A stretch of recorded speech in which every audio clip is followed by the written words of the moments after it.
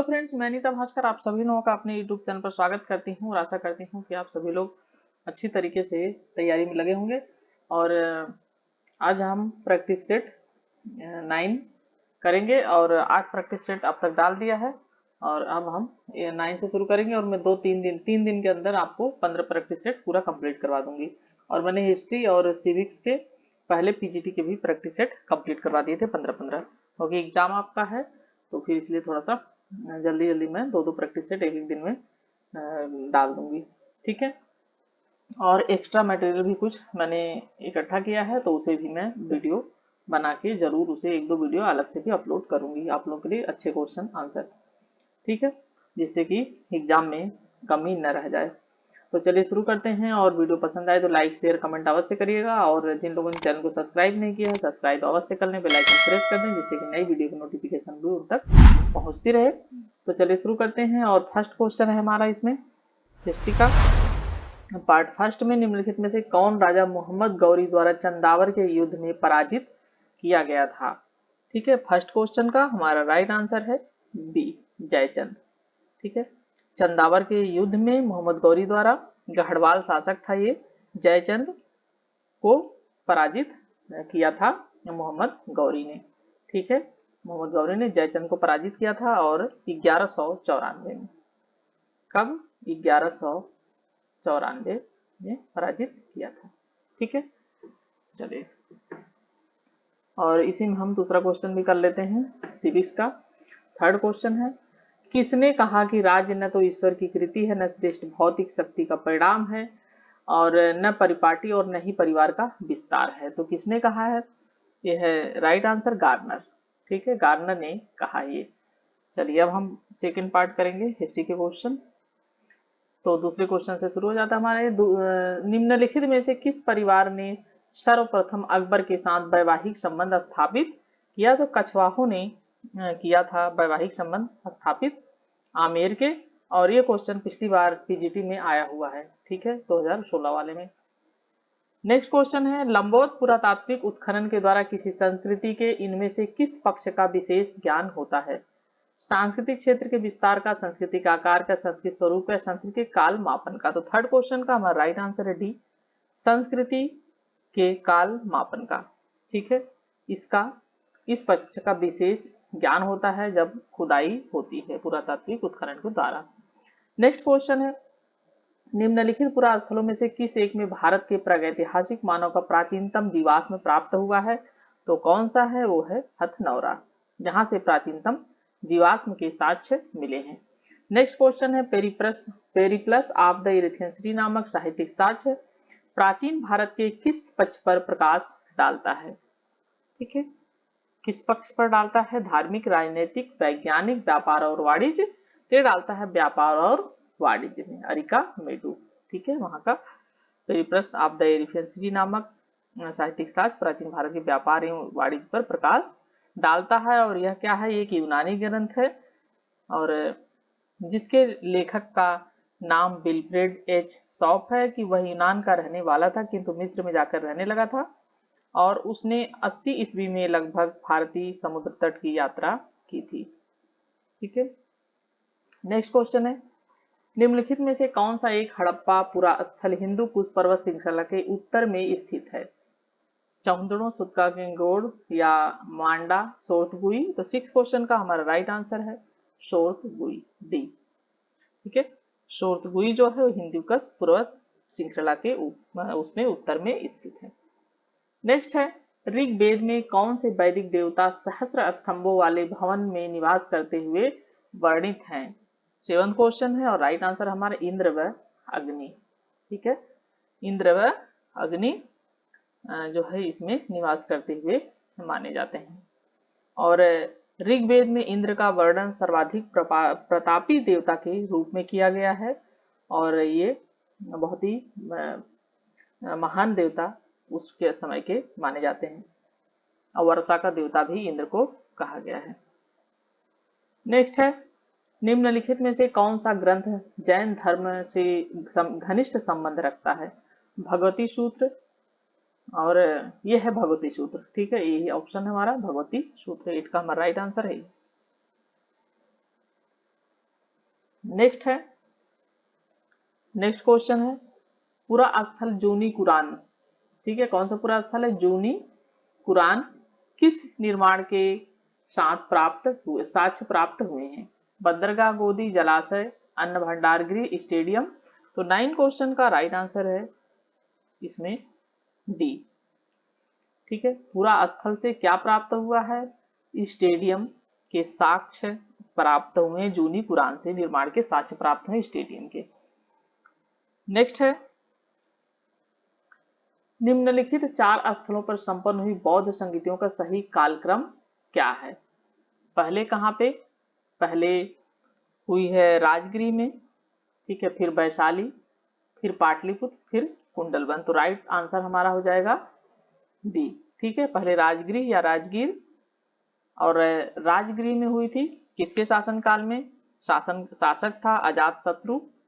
ठीक है, एक बार थोड़ा सा ध्यान से सुन लीजिए इस चीज को, अगर आप नोट कर लीजिए, क्योंकि इसमें संगीति जरूर पूछी जाती है, टीजीटी या पीटी के पेपर में, कोई भी पेपर हो पूछी जाती है। तो थोड़ा सा मैं एक बार बोल देती हूँ, थोड़ा सा नोट कर लीजिए।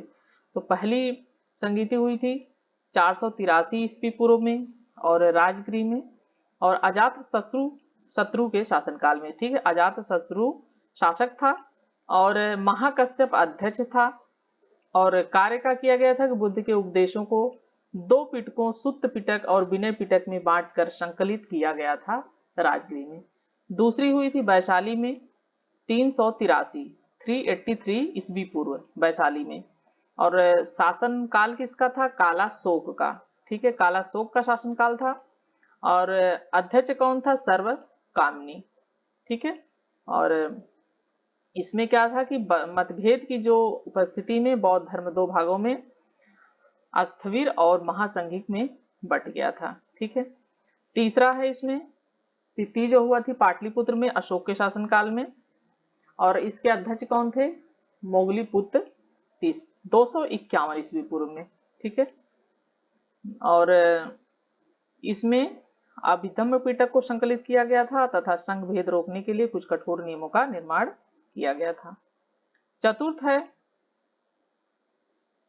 चतुर्थ वाला हुआ था कनिष्क के शासन काल में, और अध्यक्ष कौन था? वसुमित्र। ज्यादातर आपको ये ध्यान रखना है कि पहले में शासक कौन था, दूसरा, और मतलब चारों में शासक कौन था और अध्यक्ष कौन थे, ये चीजें इसमें पूछ लेता है। ठीक है, नेक्स्ट है बौद्ध धर्म में प्रवेश पाने वाली पहली स्त्री कौन थी? बौद्ध संघ में प्रवेश पाने वाली पहली स्त्री कौन थी? तो वो थी गौतमी। 11th क्वेश्चन का है और राइट आंसर है सी, गौतमी प्रजापति पहली स्त्री थी। यह महाराजा शुद्धोधन की पत्नी और महात्मा बुद्ध की मौसी थी, गौतमी प्रजापति। नेक्स्ट है अशोक द्वारा कलिंग पर विजय की जानकारी का निम्न में से कौन सा सबसे महत्वपूर्ण स्रोत है? महावंश, दिव्यावदान, 13वां शिलालेख, 7वां स्तंभ अभिलेख। तो राइट आंसर है सी, 13वां शिलालेख। ठीक है, कलिंग विजय के बारे में जानकारी किससे मिलती है? 13वें शिलालेख से, और जो 269 ईस्वी पूर्व की बात है। ठीक है, 13 क्वेश्चन है किस हिंद यवन शासक के राजदूत द्वारा विदिशा में, ठीक है, विदिशा में गरुड़ स्तंभ एवं अभिलेख समर्पित किया गया है? किस हिंद यवन शासक के राजदूत द्वारा? ठीक है, तो हमारा 13 क्वेश्चन का हमारा राइट आंसर है डी। ठीक है, एंडियो आल्किड्स था ये, जिसके जो इसका राजदूत था, हिंद यवन शासक है ये एंडियो आल्किडिस, और इसका राजदूत था हेलियोडोरस, जिसने विदिशा वेशनगर में गरुड़ स्तंभ एवं अभिलेख समर्पित किया है, जो तत्कालीन स्थिति की महत्वपूर्ण जानकारी का एक स्रोत है। ठीक है, नेक्स्ट क्वेश्चन है पुराणों में सातवाहन शासकों को किस वंश का बताया गया है? चेदी वंश का, नाग वंश का, आंध्र वंश का, शुंग वंश का। तो सातवाहनों को किस वंश का बताया गया है? इनको बताया गया है आंध्र वंश का। ठीक है, सातवाहनों को आंध्र वंश का बताया गया है, और इस वंश की, सातवाहन वंश की स्थापना किसने की थी, ये भी पूछ लेता है। तो ये की थी सिमुक ने। ठीक है, सातवाहन वंश की स्थापना किसने की थी? ये थी सिमुक ने। नेक्स्ट क्वेश्चन है 15 क्वेश्चन, अवंती स्थित कौन से शुंग शासक को महाकवि कालिदास ने अपने नाटक का नायक बताया है? तो वो है अग्निमित्र। ठीक है, 15 क्वेश्चन का राइट आंसर है अग्निमित्र, डी ऑप्शन। और अग्निमित्र कौन था? पुष्यमित्र शुंग का पुत्र था अग्निमित्र। नेक्स्ट है, निम्नलिखित किस विषय पर कौटिल्य के अर्थशास्त्र में न्यूनतम जानकारी मिलती है? गुप्तचर व्यवस्था, व्यापार मार्ग, कृषि पद्धति, राजस्व प्रबंधन। तो 16 क्वेश्चन का राइट आंसर है सी, कृषि पद्धति के बारे में बहुत कम जानकारी प्राप्त होती है और कौटिल्य के अर्थशास्त्र पे, राजनीति पे लिखी गई लेकिन बहुत ही महत्वपूर्ण पुस्तक है कौटिल्य की। निम्न में से कौन सी रचना हर्ष द्वारा रचित नहीं है? ठीक है, हर्ष ने 3 रचनाएं रची हैं। ठीक है, 3 रचना किया है इसने। कौन कौन सी है इसमें? रत्नावली, नागानंद, प्रियदर्शिका। ठीक है, ये तीनों ही इनकी रचनाएं हैं हर्ष की।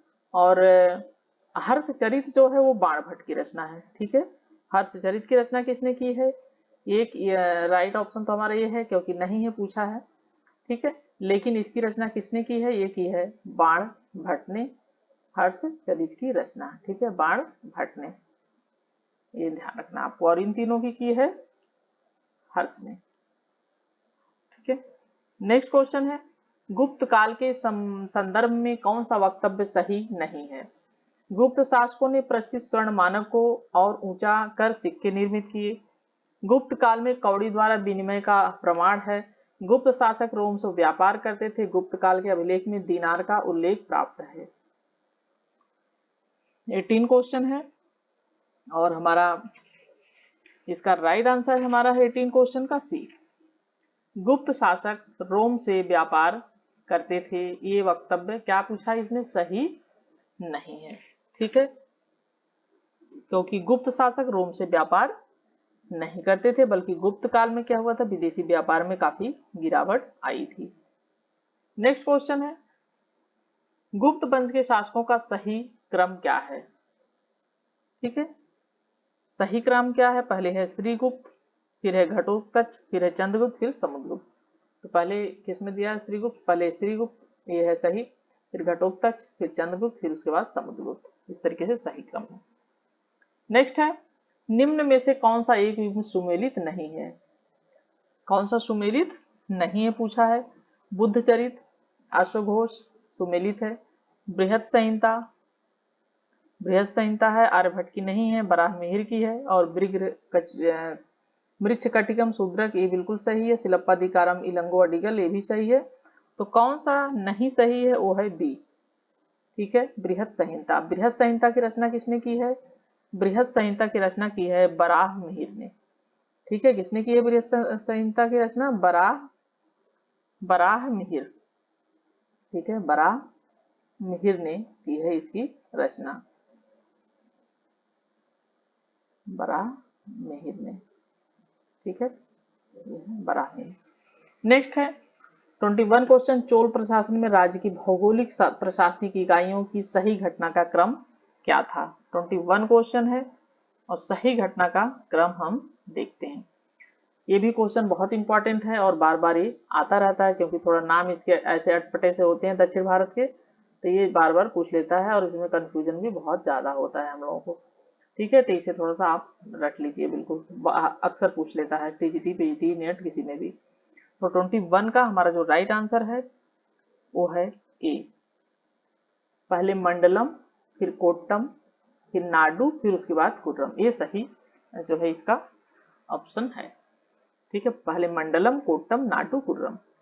नेक्स्ट है, किस पल्लव शासक ने सर्वप्रथम शिलाओं में उल्लिखित मंदिर निर्माण करके चेतकारी विरुद्ध धारण किया था? महेंद्र वर्मन प्रथम, नरसिंह वर्मन प्रथम, परमेश्वर वर्मन प्रथम या नंदी वर्मन? तो 22 का हमारा राइट आंसर है ए, महेंद्र वर्मन प्रथम। ठीक है, इन्होंने क्या किया था? सर्वप्रथम शिलाओं में उत्खनित मंदिर का निर्माण किया था और चेतकारी विरुद्ध धारण इन्होंने किया था। नेक्स्ट क्वेश्चन है, कौन सा सुल्तान अपने समकालीन संत निजामुद्दीन औलिया को शत्रु मानता था? तो ये कौन मानता था? ये था गयासुद्दीन तुगलक। गयासुद्दीन तुगलक इनको अपना शत्रु मानता था, निजामुद्दीन औलिया को, क्योंकि उन्होंने, इसका कहना था कि उन्होंने खुसरो खान से 5 लाख टके पाए थे। मतलब इसका कहना था गयासुद्दीन तुगलक का कि उन्होंने काफी वो पैसे वैसे रखते हैं, तो उसने उन्हें इसलिए बहुत ज्यादा वो उनसे चिढ़ता था। वैसे वो गयासुद्दीन तुगलक जो था एक योग्य और कल्याणकारी शासक भी था, लेकिन ये इनसे बहुत ज्यादा चिढ़ा रहता था निजामुद्दीन औलिया से। उसको लगता था कि उन्होंने बहुत सारे वो पैसे लोगों से लेते हैं। नेक्स्ट है, चंदावर का युद्ध किनके बीच हुआ? पृथ्वीराज चौहान और महमूद गजनवी, पृथ्वीराज चौहान और शिहाबुद्दीन गौरी। चंदावर का युद्ध किसके किसके बीच हुआ था? तो हुआ था जयचंद और शिहाबुद्दीन गौरी के बीच। ठीक है, शिहाबुद्दीन गौरी के बीच 1194 में। अभी पहले जो एक युद्ध बताया था 1194 वही वाला है ये, लेकिन किसके किसके बीच हुआ था इसमें दिया है 1194।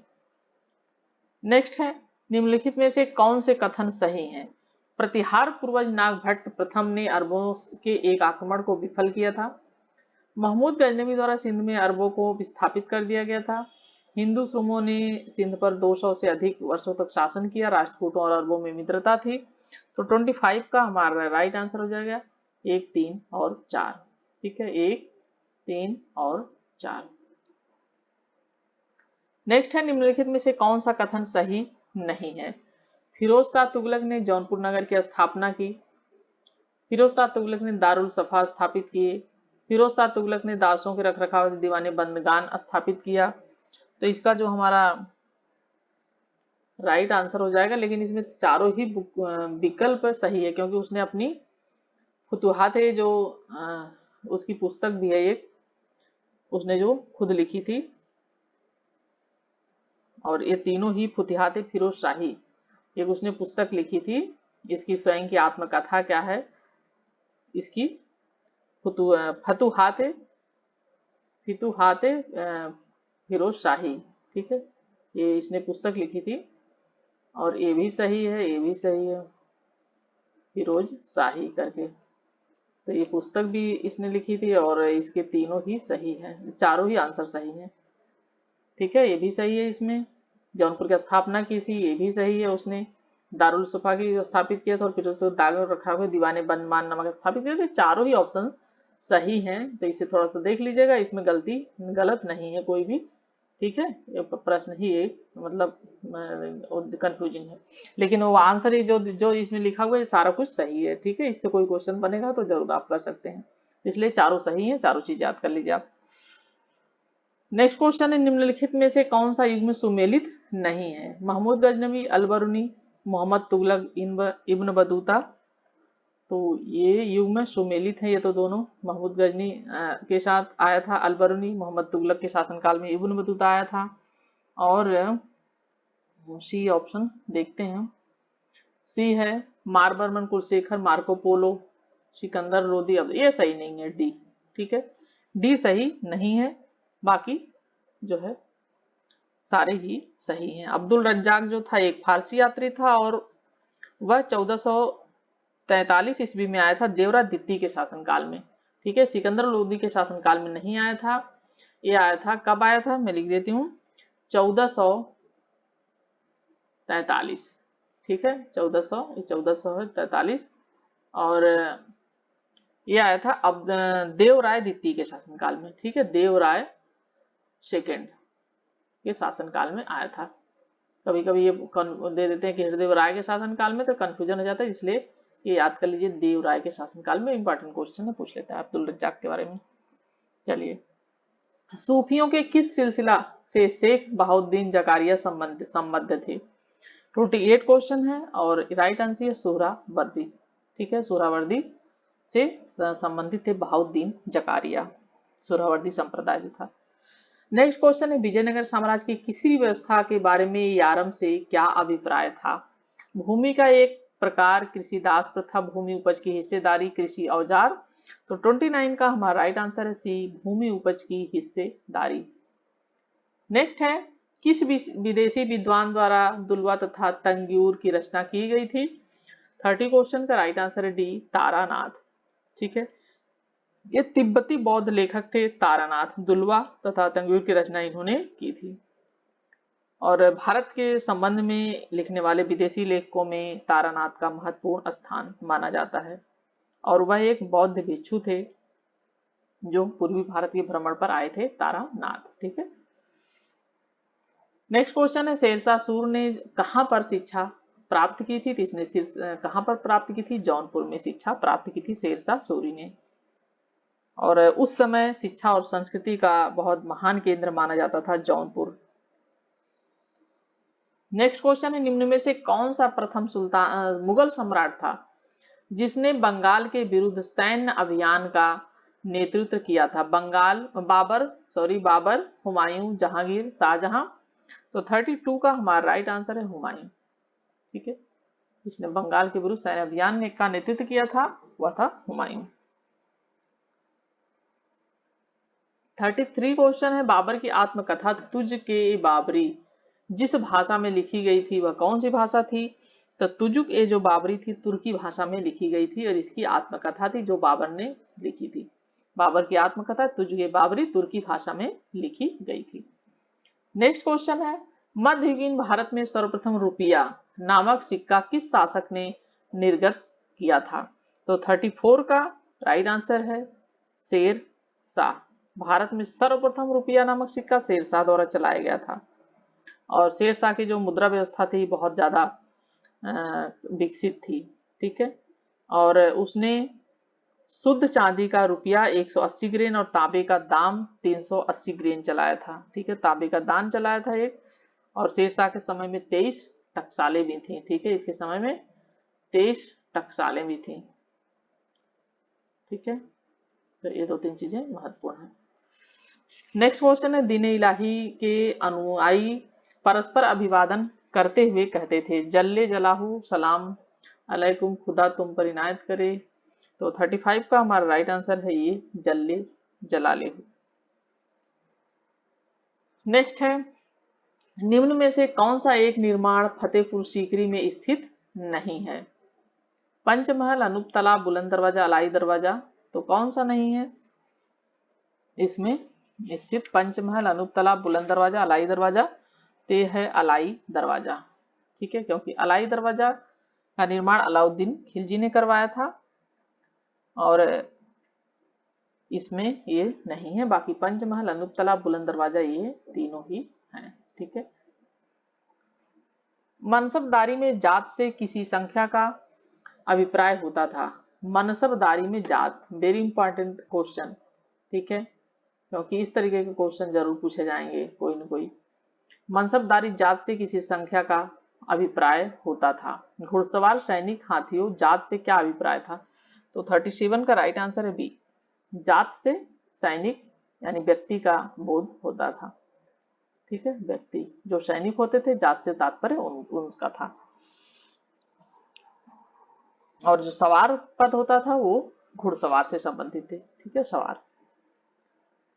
नेक्स्ट क्वेश्चन है मीर बख्शी जिस विभाग को संभालता था वह था, तो कौन सा विभाग था जिसको मीर बख्शी संभालता था? 38 क्वेश्चन है, राइट आंसर हमारा है सेना।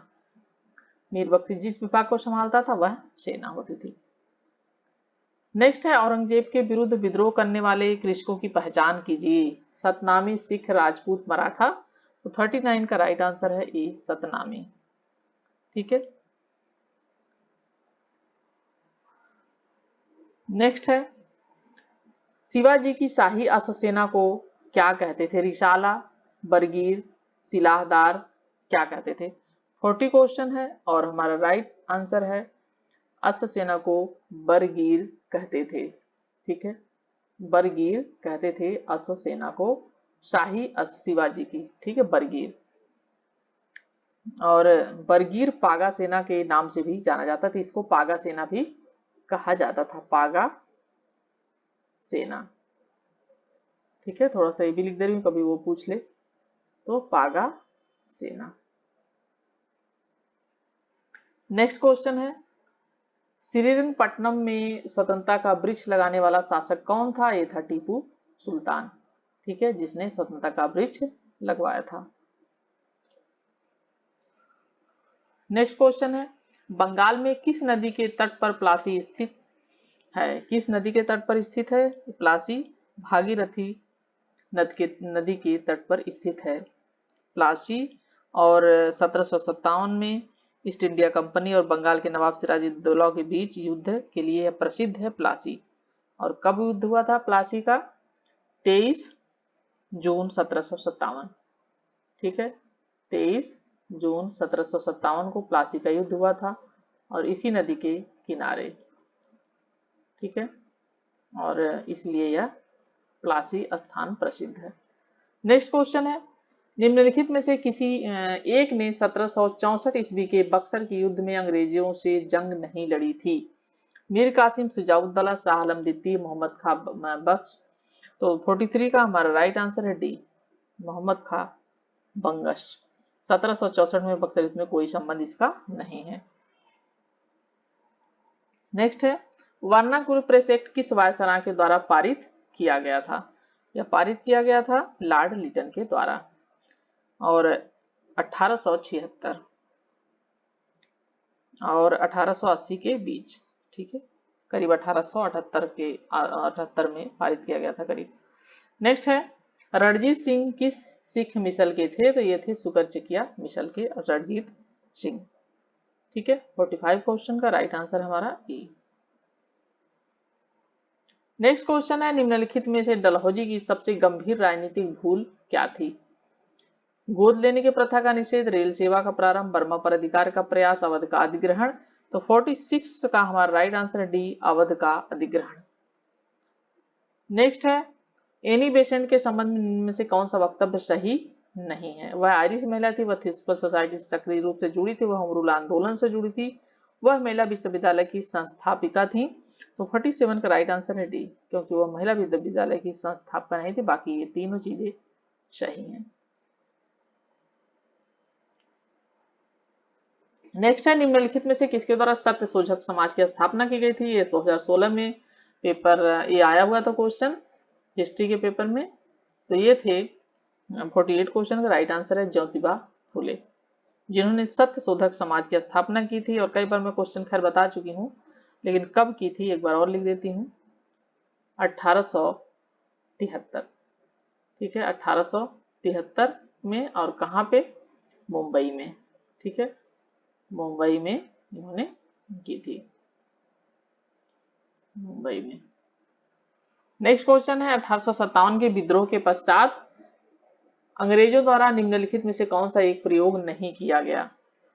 49 क्वेश्चन है, सेना के संगठन पर चिंतन करना, राजाओं और जमींदारों को फुसलाने के कार्य, भारत में धर्म और प्रथाओं में दखल देना, हिंदू मुस्लिम एकता को सहस्त्र करना। तो 49 का राइट आंसर है सी, भारत में धर्म और प्रथाओं में दखल देना। नेक्स्ट है 50 क्वेश्चन, निम्नलिखित में से कौन सा वक्तव्य सही नहीं है? नाना साहब ने कानपुर में विद्रोह का नेतृत्व किया था, नाना साहब के सहयोगी तात्या टोपे थे, नाना साहब को फांसी पर चढ़ाया गया, नाना साहब पेशवा बाजीराव द्वितीय के दत्तक पुत्र थे। इसमें पूछा था कौन सा सही नहीं है पूछा है, ठीक है। तो हमें ये पता करना है कि इसमें कौन सा सही जो है नहीं है, ठीक है। और इसमें हमारा राइट आंसर हो जाएगा सी, नाना साहब को फांसी पर नहीं चढ़ाया गया था। बाकी तीनों चीजें सही हैं, ठीक है। नेक्स्ट है, निम्नलिखित में से कौन सा एक कथन ब्रिटिश आर्थिक नीतियों का प्रभाव नहीं था? कुटीर उद्योगों का पतन, कृषि की दुर्दशा, भारतीय सैनिकों का विद्रोह, रेल का विस्तार। तो 51 का हमारा राइट आंसर है सी, भारतीय सैनिकों का विद्रोह, ठीक है। आर्थिक नीतियों का इसमें प्रभाव नहीं था। नेक्स्ट है, पूर्ण स्वराज की मांग कांग्रेस के किस अधिवेशन में स्वीकृत की गई थी? लाहौर अधिवेशन 1929, बहुत बार करा चुकी हूं मैं क्वेश्चन में, बहुत बार रिपीट हुआ है। नेक्स्ट है 53 क्वेश्चन, असहयोग आंदोलन के प्रभाव से कौन सी घटना घटित नहीं हुई थी? भारतीय शिक्षण संस्थाओं की स्थापना, स्वदेशी को प्रोत्साहन, ब्रिटिश अदालतों का बहिष्कार, महिलाओं को मताधिकार। तो 53 का हमारा राइट आंसर है बी, स्वदेशी को प्रोत्साहन। नेक्स्ट क्वेश्चन है, निम्नलिखित में से कौन भारत छोड़ो आंदोलन से संबंधित नहीं था? ठीक है, महात्मा गांधी, अडवा सफली, जयप्रकाश नारायण, मोहम्मद अली जिन्ना। तो 54 का राइट आंसर है डी। भारत छोड़ो आंदोलन से मोहम्मद अली जिन्ना संबंधित नहीं था, इसने भाग नहीं लिया था। नेक्स्ट क्वेश्चन है, महात्मा गांधी ने भारतीय राष्ट्रीय कांग्रेस के किस अधिवेशन की अध्यक्षता की थी? तो उन्होंने बेलगांव 1924, ठीक है, इसकी अध्यक्षता इन्होंने की थी 1924 में, बेलगांव। नेक्स्ट है, 1857 के विद्रोह का निम्नलिखित में से कौन सा एक कारण नहीं था?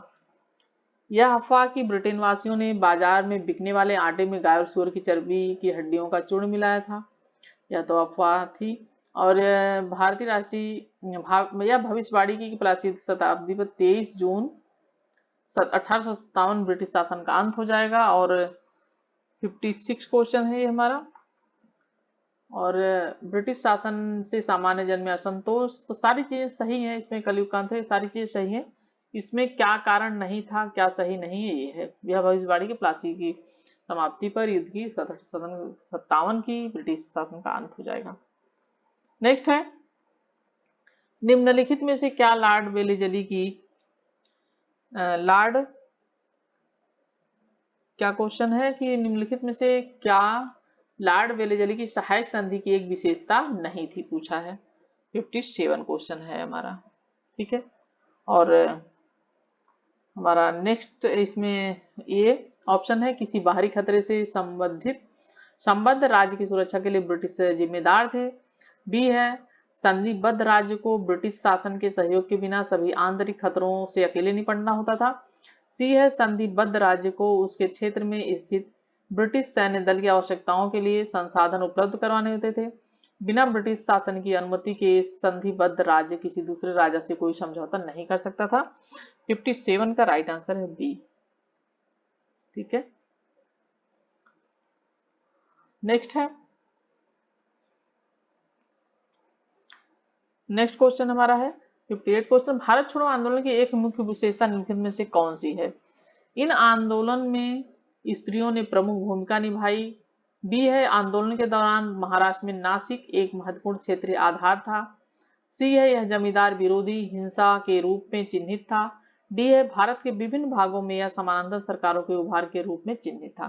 तो 58 का हमारा राइट आंसर है डी, ठीक है। क्या है राइट आंसर हमारा? डी। नेक्स्ट है 59 क्वेश्चन, चटगांव समूह के बारे में निम्नलिखित में से कौन सा कथन सही नहीं है? ठीक है, 59 क्वेश्चन है। और